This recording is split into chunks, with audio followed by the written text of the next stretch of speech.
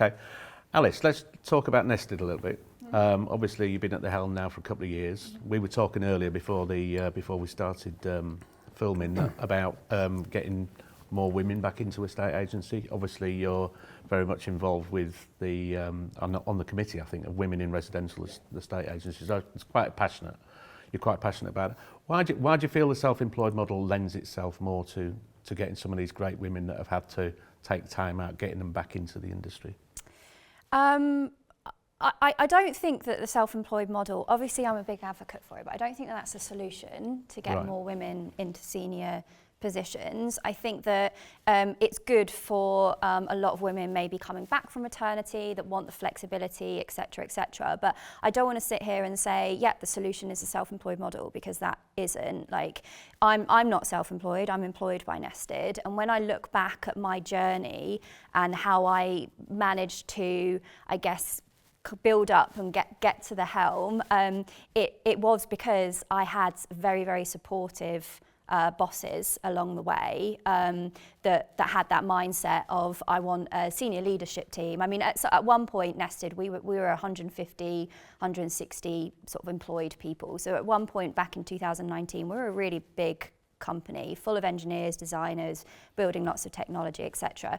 And I think the big thing was that the senior leaders within that business, or the founders, were like, we want, across the decision-making table, we want to see diversity.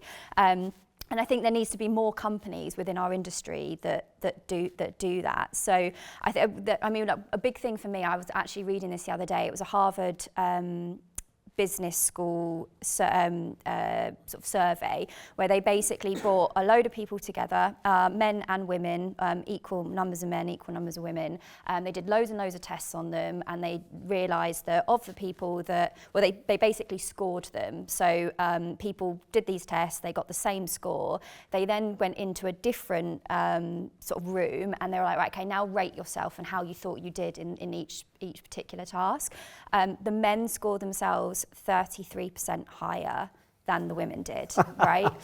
Really? What a surprise. Yeah, even though they actually came out and had the same scores. And it comes back to that, what is the actual root problem here? Not just in our industry, but across like all sectors. And it's just women having the confidence to put themselves forward for promotions. And that's not being done enough. So really what I think we need to change, and the reason why I've joined Women in Residential Property, is not to be part of a group of women that are being like, oh, isn't this really tough? It's bringing in allies and bringing in the men who are senior leaders in this business to go, right, what can you be doing to give the confidence to these people to be putting themselves forward for promotion? And that, when I look back at my career, I was really lucky to have a head of sales that came into Nested, not from a state agency background, that I was in a team just full of men at the time. I was the only woman. And made me the lead of that team, because he gave me the confidence to go, I believe you can do it. But the challenge is off the back of then leading the team, who on paper had more years experience than me. There were challenges with that. But again, I had a supportive boss that still kind of gave me the encouragement that I can do it. So coming back to your original question, I think it's great that our models offer women the potential to be going back into the workplace and earning money, but I don't think self-employed should be seen as the solution.